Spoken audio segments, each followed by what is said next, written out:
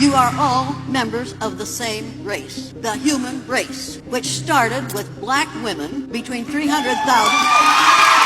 Don't interrupt me, I don't have much time. Now, white folks, you don't like it, but all you are is faded blacks. Every one of you, if you trace your DNA back far enough, you're going to find that some of your DNA came from Africa, because we all have the same ancestor back there, every single one of us. And those of you who think you don't have are obviously from outer space.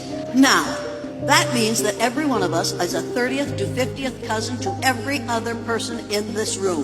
Well, every person in this room who considers himself or herself a biracial person, stand. Don't you stand.